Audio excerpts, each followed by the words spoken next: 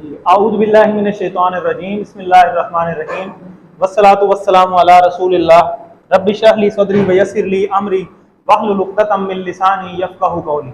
आओ कुरान समझे आसान तरीक़े से। लेसन नंबर 10A, हिस्सा अव्वल, नमाज के ज़रिए। उसमें आप सबको खुशामदीद। अस्सलामु अलैकुम व रहमतुल्लाहि व बरकातहू। तो लेसन उम्मीद है कि आप लास्ट दो रिवाइज करके आए होंगे। लेसन नंबर 8 और 9 हमने किया था और पिछले इसबाक से कुछ सवाल अब हम देख लेते हैं।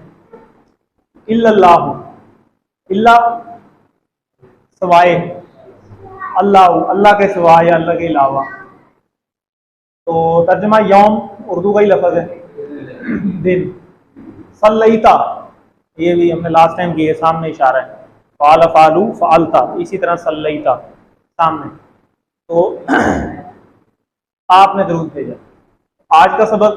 आज के सबक में हम कुछ दुआएं जो नमाज के साथ हम पढ़ते हैं उसको हम उनको देखेंगे। ग्रामर के अंदर हम आपको पता है कि फेल माजी स्टार्ट कर चुके हैं, तो फेल माजी का पहला सेट हमने कर लिया था।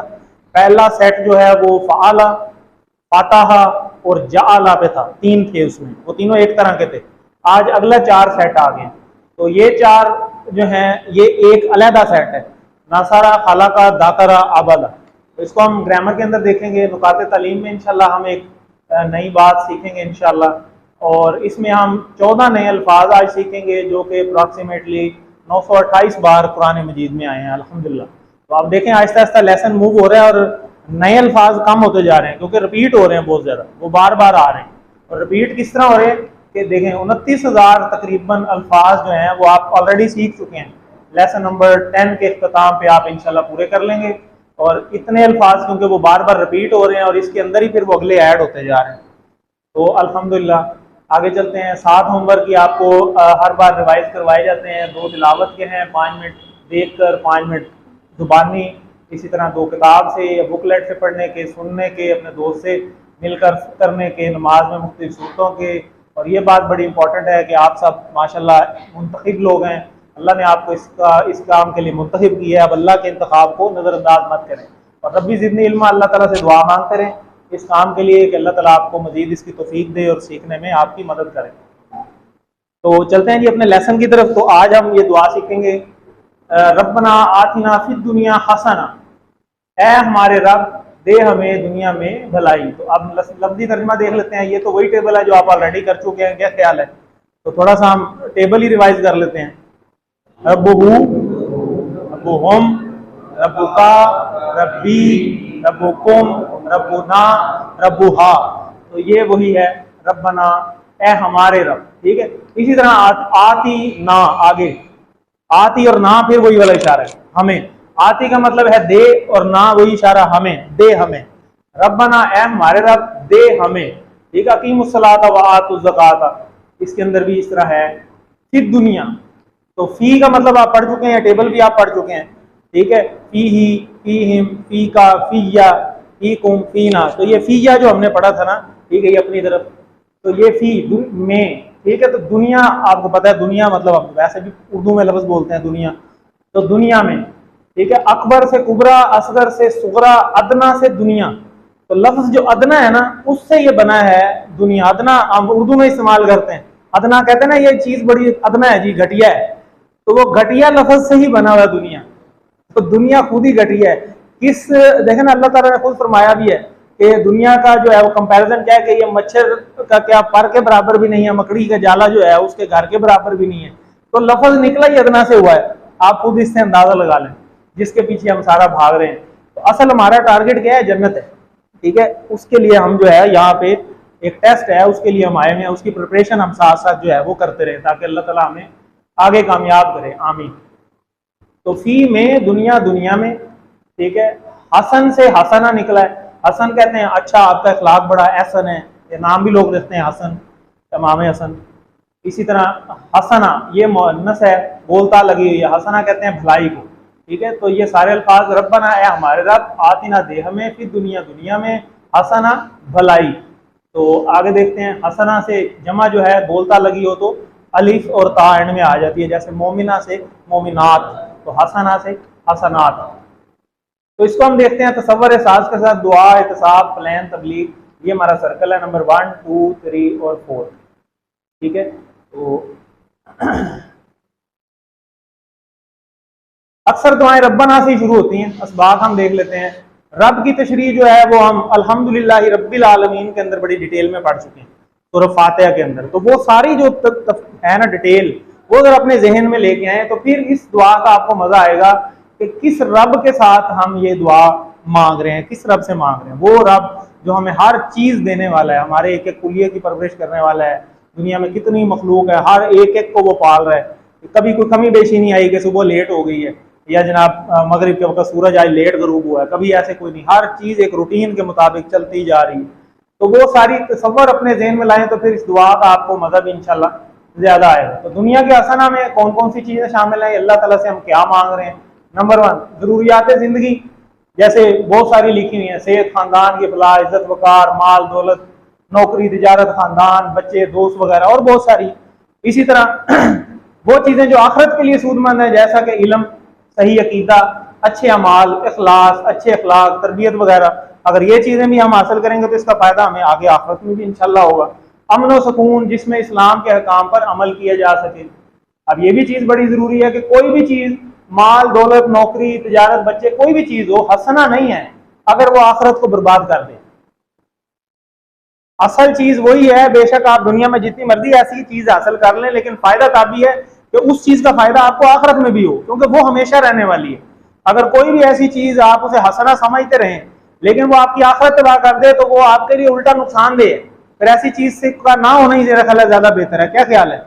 तो आखिरत हमारा तो असल टारगेट है, तो ये चीज भी बड़ी जरूरी है। हर वो चीज हंसना है जो आपकी आखिरत संवारे, और हर वो चीज हंसना में शामिल नहीं है, चाहे वो कोई भी चीज हो जो आपकी आखिरत खराब कर दे। तो एहतसाब इसके लिए हमें अपना करना चाहिए कि क्या मैंने ये सोचा है कि मैं दुनिया में जिस चीज के पीछे दौड़ रहा हूँ वो ठीक भी है, और इसे मांगने के बाद अगर वो मुझे वो ठीक चीज नहीं मिलती, काफी कोशिश करने के बाद भी, तो क्या तब भी मैं मुतमईन रहता हूँ। तो इसकी हमने थोड़ी सी जो डिटेल है वो सुभान रब्बी अल अज़ीम में भी हमने पढ़ी थी कि हम जब रुकू में जाते हैं या सजदे में जाते हैं तो हम इस चीज का इकरार करते हैं अल्लाह ताला के सामने कि मेरे जो भी हालात हैं, मैं अल्लाह ताला आपसे राजी हूँ। तो अल्लाह ताला का जब बंदा शुक्र अदा करता है तो उसमें अल्लाह ताला फिर बरकत भी देते हैं और नेमतों में इजाफा भी करते हैं। और इसका प्लान बनाए, रोजाना सुबह शाम तक का शेड्यूल बनाया जाए ताकि दुनिया और आखिरत की हसनात हमें हासिल हो सके। तो इसको अल्लिम, इसको एक दफा पढ़ लें, रब्बना आतिना फिद दुनिया हसना। तो आगे चलते हैं। आतिना का मतलब दे हमें। दुनिया के हसना में शामिल है, एक से ज्यादा जवाब हो सकते हैं, सारे ही हैं जी माशाल्लाह। तो अगली देख लेते हैं हम। वफिल आखिरती हसना, वाह और की में अल आखिरा, आखिरत। अच्छा, ये अल आखिरा जो है ये इसमें ये कोई और चीज है, इसमें कैसे पता चल रहा है? अलिफ लाम लगा हुआ है। और मोन्नस है मुज़क्कर है? मोन्नस है, गोल ताल लगी हुई है। इसी तरह हसना ये पहले भी आया, तो उसका हम देख लेते हैं। वाफी और में, अब देखें ना, अप्रॉक्सीमेटली 29,000 अल्फाज जो हैं वो हम सीख चुके हैं। तो वो इतने ज्यादा सीख चुके हैं कि जब हम आगे चलेंगे ना तो अब बहुत सारी चीजें वो बार बार वही आती जानी है। तो वो हमें इसलिए आगे चलना बहुत आसान हो रहा है, आधी से ज्यादा चीजें हमें पहले ही पता होती हैं। तो यही फायदा है इस कोर्स का, किसी वन का, कि हम 40,000 अल्फाज जो हैं वो सीख जाते हैं बड़े आसान तरीके से। तो अभी तो हम आज लेसन नंबर 10 के ऊपर है। तो आखिर, आखिरी और आखिरा, आखिरत। ठीक है, तो हसन से हसना, ये आगे भी हम इसको देख सके हैं। तो आगे चलते हैं, इसको हम गौर फिक्र के साथ देखते हैं कि इसमें हमारे लिए क्या असबाब है। आखिरत के हसना में कौन कौन सी चीजें शामिल हैं? सबसे बड़ी चीज तो अल्लाह की खुशनुदी है। अगर अल्लाह राजी है तो बस सब कुछ है, और अगर अल्लाह नाराज है तो फिर चाहे सब कुछ है तो आपके पास कुछ भी नहीं। तो हमारी असल जो कामयाबी है वो जन्नत से भी बढ़ के क्या है? अल्लाह की खुशनुदी। जन्नत में बहुत सारे ऐसे लोग होंगे, बात याद आ गई कि जन्नत में भी बहुत सारे ऐसे लोग होंगे, जन्नती होंगे, लेकिन अल्लाह का दीदार नसीब नहीं होगा। कैसी सजा है,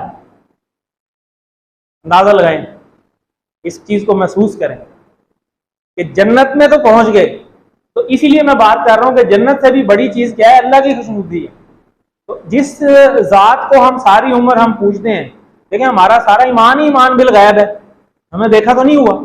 तो जन्नत में अल्लाह ताला जन्नतियों को अपना दीदार कराएगा, ठीक है। लेकिन कुछ लोग, पार्टी ऐसी होगी जिनको जन्नत में भी दीदार नहीं होगा। अल्लाह ताला हमें उनमें से बचाए। ठीक है। तो असल हमारी क्या टारगेट है? अल्लाह की खुशनुदी, दुनिया की भी और आखिरत की भी। जन्नत तो है ही है, रसूल सल्लल्लाहु अलैहि वसल्लम की कुर्बत, सारे घर वालों का हमेशा साथ रहना। कितने लोग हैं बहुत हो गए हैं, किसी का वालिद, किसी की वालदा, किसी का बहन, किसी का भाई, किसी के इवन बच्चे, तो कोई भी अपनी फैमिली से जुदा नहीं होना चाहता।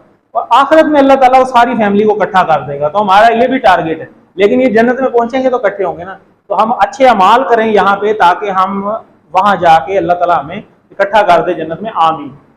और सबसे बढ़कर अल्लाह के दीदार का मौका, उसकी रजा, ये पहले भी बात आ चुकी है। तो अल्लाह इसको देख लें, वफिल आखिरती हसन। आगे चलते हैं, वफिल आखिरती, और आखिरत में, ठीक है, आगे चलते हैं, आखिरत की हसना में शामिल है सारे ही माशा। आगे चलते हैं, वाकिना अदाबन नार। अच्छा, वाकिना अदाबन नार, ठीक है। वा का मतलब और, ना का मतलब हमें, ये वही इशारा है। अजाब, अजाब, अन्नार हमें पता है आग, ठीक है। तो सिर्फ ये काफ जो है ना, एक नया लफ्ज आया, ठीक है, इसको हम देख लेते हैं। अब देखें, वाकिना, अब देखें सिर्फ काफ है, खाली काफ लिखा हुआ है। अरबी का हुसन देखें ना, कितनी जबरदस्त लैंग्वेज है। एक हरफ है सिर्फ, और उसका भी एक पूरा एक मतलब है कि बचा, ठीक है। तो और बचा हमें, इसके 3 टुकड़े हैं, ठीक है। अदाब 322 बार एक कुरान मजीद में आया हुआ है। अदाब मतलब अदाब अन्नार, आग से, यानी दोज़ख से। तो अल्लाह हमें बचा अदाब से, आग के, आमीन। तो इसको हम देख लेते हैं। असबाब इसमें हमारे क्या है कि अगर कोई मुसलमान गुनाहगार हो तो जन्नत में, ये बड़ी इंपॉर्टेंट बातें हैं कि अगर कोई मुसलमान गुनाहगार हो तो जन्नत में दाखिले से पहले, अब देखें ना, इसकी एग्जांपल आप छोटी सी यूं समझें कि आपके कपड़े हैं, आप गंदे हो गए हैं कपड़े, तो क्या प्रोसीजर है कपड़े पहनने का? आप दोबारा, ये तो नहीं होता कि कपड़े गंदे हो गए तो फेंक दें, हम दोबारा भी पहनते हैं। कैसे पहनते हैं? पहले धोते हैं, फिर इस्त्री करते हैं, सेट वेट हो जाते हैं, तसल्ली हो जाती है, फिर दोबारा पहनते हैं, ऐसे ही। तो ये भी इसी तरीके से है कि अगर मुसलमान गुनाहगार हो तो जन्नत में दाखिले से पहले इसके गुनाहों की सफाई जरूरी है। अब गुनाहों की सफाई कैसे होती है? मुख्तलिफ तरीके हैं उलमाए कराम के मुताबिक, कि मुख्तलिफ शक्लें हो सकती हैं। मसलन इस्तगफार, ये सबसे आसान तरीका है। उसके बाद दुनिया की मुश्किलात, मौत पर मुशक्कत अल्लाह ना करे, कब्र और हशर की सख्तियां अल्लाह ना करे। अगर ये भी काफी ना हो तो आग में डाल दिया जाएगा ताकि इसकी सफाई हो जाए। उसके बाद जन्नत में दाखिला नसीब होगा। और सबसे आसान तरीका तो यही है कि हम इस्तगफार करें। तो सफाई की इन सब सूरतों में सबसे आसान तरीका इस्तगफार है। नबी पाक सल्लल्लाहु अलैहि वसल्लम खुद, हदीस मुबारक है, उसका मफहूम है कि खुद रोजाना 100 मरतबा इस्तगफार करते थे। अल्लाह के नबी थे, उनको तो ऑलरेडी देखे ना, खातमुन नबीयीन का उनको टाइटल है, इमामुल अंबिया का उनका टाइटल है, तो फिर भी उनको तो इस्तगफार की क्या जरूरत थी? लेकिन वो भी देखें 100 बार रोज इस्तगफार कर रहे हैं। हम कितनी बार करते हैं? ये हमें अपना थोड़ा सा हिसाब कर लेना चाहिए, और हमें अपने मुताबिक, अपने हालात के मुताबिक ज्यादा से ज्यादा इस्तगफार करनी चाहिए। अगर चाहे तो अल्लाह किसी को माफ कर सकता है, बेशक अल्लाह ताला बेनियाज है, अपनी रहमत से सीधा जन्नत में दाखिल कर दे। अल्लाह हमारे गुनाह माफ करे और हमें ज्यादा से ज्यादा नेक काम करने की तौफीक दे, और हमें आग के अज़ाब से बचा ले, जो कि इस सारी दुआ का मफहूम भी है। तो इसको एक बार देख लें, वाकिना अदाबन नार, और बचा हमें अजाब, आग के अजाब से। वाकई हिम का मायने क्या होगा? और बचा उन सबको, हिम है ना, हुम आ गया, हुम, ठीक है, का जी कुम ना, ठीक है, बचा उन्हें। बाकी नाम में कितने अल्फाज हैं? 3, ठीक है जी। एक मुसलमान के गुनाह झड़ते हैं कैसे? तो सारे ही हैं जी। तो यहाँ पे हजरत एक अगली दुआ आ गई, उसकी पहले हम थोड़ी सी तफसील देख लेते हैं कि वो आई कैसे। कि हजरत मुआज़ रज़ियल्लाहु तआला अन्हु से रिवायत है कि उन्होंने रसूल सल्लल्लाहु अलैहि वसल्लम से उन्होंने फरमाया कि रसूल सल्लल्लाहु अलैहि वसल्लम ने मेरा हाथ पकड़ा और फरमाया, पहले उनका हाथ पकड़ा, फिर उन्हें फरमाया क्या? ए मुआज़, अल्लाह की कसम। कौन कह रहा है? अल्लाह के नबी फरमा रहे हैं। अल्लाह के नबी सल्लल्लाहु अलैहि वसल्लम कह रहे हैं कि ए मुआज़, अल्लाह की कसम, मैं तुमसे बहुत मोहब्बत करता हूँ। फिर फरमाया मैं तुम्हें वसीयत करता हूँ कि ए मुआज़, नमाज के बाद ये दुआ पढ़ना कभी ना भूलना। और ये आप में से माशाल्लाह कईयों को आती भी होगी, अल्लाहुम्मा आइन्नी अला ज़िक्रिका व शुक्रिका व हुस्नि इबादतिक। तो ये दुआ हम देखेंगे। अच्छा, फिर देखें ना, वो तो ऐसे फॉलोअर थे सहाबा इकराम, तुम जैसा तो फॉलोअर ही नहीं होगा कोई। ये हज़रत मुआज़ रज़ियल्लाहु अन्हु को ये वसीयत में मिली, और उनको ये उन्होंने कहा भी कि ये तुमने कभी नहीं छोड़नी। फिर जब उनके इंतकाल का टाइम आया ना, तो ये बात उन्होंने तब बताई कि मुझे ये बात जब से पता चली थी ना, आज मेरी मौत का टाइम आ गया, मैंने एक दिन भी ऐसा नहीं है कि मैंने किसी नमाज के बाद ये ना पढ़ी, ऐसा फॉलो किया उन्होंने। तो अब हम, हमारे लिए तो बेहतरीन नमूना नबी सल्लल्लाहु अलैहि वसल्लम और सहाबा कराम ही है। तो हम अपना भी एहतसाब करें कि हम कितना फॉलो करते हैं। सुनते तो हैं, मानते भी हैं, लेकिन अमल है हमारा। असल काम तो अमल है, क्योंकि अमल से ही जिंदगी बनती है ना, जन्नत भी जहन्नम भी। तो ये हमें अमल में भी लेके आनी चाहिए। तो दुआ की अहमियत का एहसास कीजिए कि नबी पाक सल्लल्लाहु अलैहि वसल्लम ने कितना जोर दे के ये दुआ सिखाई है कि सबसे पहले उनका हाथ पकड़ा, फिर कसम भी खाई, फिर वसीयत भी की, तो फिर उसके बाद कहा कि इस दुआ को कभी मत छोड़ना, इतनी जरूरी है ये। तो इसको हम सबको, जिनको नहीं आती, याद भी कर लेनी चाहिए, बड़ी आसान है। अल्लाहुम्मा आइन्नी अला ज़िक्रिका व शुक्रिका व हुस्नी इबादतिका। तो अल्लाहुम्मा हम पहले पढ़ चुके हैं, ए अल्लाह, आइन्नी ये आ गई है, इसका मतलब है कि मेरी, ठीक है। अल्लाह हम पढ़ चुके हैं, पढ़ ठीक होता है। जिक्री, जिक्र हमें पता है, जिक्री का, ठीक है, तेरा जिक्र। वाह और शुक्र हमें पता है, शुक्र, और फिर का आ गया तेरा और तेरा शुक्र। वाह और हुस्न अभी हमने पढ़ा है, ठीक है, अच्छे तरीके से, एहसन तरीके से या भलाई। इबादत, इबादत हमें पता है, इबादत अल्लाह की इबादत जो हम कर रहे हैं। और का, फिर वही का आ गया तेरी इबादत। तो ये ओवरऑल दुआ है कि अल्लाह मेरी मदद फरमा, किस चीज पे, तेरा जिक्र करने पे, तेरा शुक्र करने पे, और अच्छे तरीके से तेरी इबादत करने पे। तो इसको हम अलग-अलग देख लेते हैं। ये भी तो हम टेस्ट करते हैं ना, साथ साथ खुद अपना टेस्ट करना चाहिए ना पहले, कि ये कितनी चीजें हमने पढ़ चुके हैं, तो क्या वो हमें आती हैं सही तरीके से। तो हम थोड़ा सा, अगर नहीं आती तो मैं थोड़ा सा ढूंढने की कोशिश करूं कि इनमें से कौन सी चीजें मुझे पहले आती हैं। तो अब हम देख लेते हैं। नस्ताइन हमने पढ़ा था अल्हम्दुलिल्लाह रब्बिल आलमीन के अंदर, तो उसी, ये यहाँ से निकला है, आइन मददगार, ठीक है। इयानत, जैसे उर्दू में हम एक लफ्ज इस्तेमाल करते हैं, मेरी मावनत फरमाएं, मेरी इयानत फरमाएं। तो आइन, आइन का मतलब है मददगार, नी का मतलब मेरी, ठीक है। अला जिक्र का, अला जिक्र और का, पर याद तेरी, जिक्र में, याद में तेरी, तेरी याद के लिए मुझे मेरी मदद फरमा। व शुक्री का, और शुक्र में तेरी मेरी मदद फरमा, ठीक है। वाह हुस्न, हुस्न अभी हम पढ़ चुके हैं, और का हमें पता है, वाह का। इबादती का, तेरी इबादत, ठीक है। तो ए अल्लाह मेरी मदद फरमा तेरी याद करने पर, तेरा शुक्र करने पर, और तेरी अच्छी इबादत करने पर। तो इसको हम तसव्वुर एहसास के साथ देख लेते हैं कि इसमें हमारे लिए क्या असबाब हो सकते हैं। नमाज के बाद इस दुआ को हम मुख्तलिफ एहसासात के साथ पढ़ सकते हैं। मसलन, ए अल्लाह, अगरचे मैंने नमाज तो पढ़ ली है, मगर मैं उस तरह नमाज नहीं पढ़ सका जैसा तेरा पढ़ने का हक था, तो इसलिए भी हम दुआ कर सकते हैं कि अल्लाह मजीद उसमें मुझे तौफीक दे, बेहतरी के लिए। तो ए अल्लाह, नमाज के बाद दुनिया के कामों में जाऊंगा तो मैं फिर तुझे भूल जाऊंगा, तो इसमें मुझे मदद फरमा के अल्लाह मैं तेरा जिक्र करना ना भूलूं, चाहे जितनी भी मसरूफियत है, और तेरा शुक्र करना भी ना भूलूं। तो जिक्र, इंसान अल्लाह को याद नहीं करता, भूलता रहता है, इसीलिए बहुत जोर से हमको अपनी तरफ खींचती है ये दुआ। दुनिया के कामों में, नफा नुकसान में, कारोबार और कितने मसाइल हैं, हम भूल जाते हैं। तो भूलने से बचने के लिए ये दुआ है कि पांचों नमाजों के टाइम हम इसको बार बार पढ़ते रहें, शुक्र करते रहें, खासतौर पर खुशहाली और नेमतों के वक्त। जब मसाइल होते हैं उस वक्त तो सारे याद करते हैं ना, तो मजा तो तब है कि हम अच्छे हालात में भी अल्लाह ताला को याद करें। तो जब शुक्र करते हैं ना, अल्लाह फिर नेमतों में इजाफा फरमाते हैं, ठीक है। अच्छी इबादत पर, मसलन अगर हम नमाज तो पढ़ते हैं लेकिन फर इधर उधर सोचते हुए, बगैर एहसास के और सुस्ती के साथ, अस्तगफिरुल्लाह, तो अच्छी इबादत करनी चाहिए जो अल्लाह को पसंद आए। तो उसके लिए हम दुआ मांगते हैं कि अल्लाह ताला मुझे तौफीक दे बार बार करने के लिए। तो ए अल्लाह, मैं सारी जिंदगी इस तरह गुजारूं कि वो तेरी बेहतरीन इबादत हो जाए, आमीन। तो इसको एक दफा देख लें, अल्लाहुम्मा, इसके अलग टुकड़े नहीं करने, ये पहले भी आई थिंक आया हुआ है। ए अल्लाह, इसका मतलब ए अल्लाह ही होता है, तो इसको अलहदा से दो टुकड़े नहीं बना देने कि अल्लाह और हुम। तो अगर हम इसके दो टुकड़े बनाते हैं तो इसको टेस्ट भी किया जा सकता है। अल्लाह का मतलब अल्लाह, और हुम का मतलब है वो सब, तो इसका अगर तर्जमा बनाए तो बनेगा वो अल्लाह वो सब, या वो सब अल्लाह। तो ये कोई तर्जमा बनता ही नहीं ना। तो इसका मतलब है कि इसके टुकड़े नहीं है, इसको इस तरह भी याद रखना है। अल्लाहुम्मा, ये हम देखें ना, बहुत सारी दुआएं रब्बना से स्टार्ट होती हैं और बहुत सारी दुआएं अल्लाहुम्मा से भी स्टार्ट होती हैं। तो ये हम अल्लाह को पुकार रहे हैं, ए अल्लाह, इसके टुकड़े नहीं आपने करने, इसको भी याद रखना। इस तरह के क्वेश्चन क्विज में भी आ जाते होते हैं। तो इस तरह आइन्नी,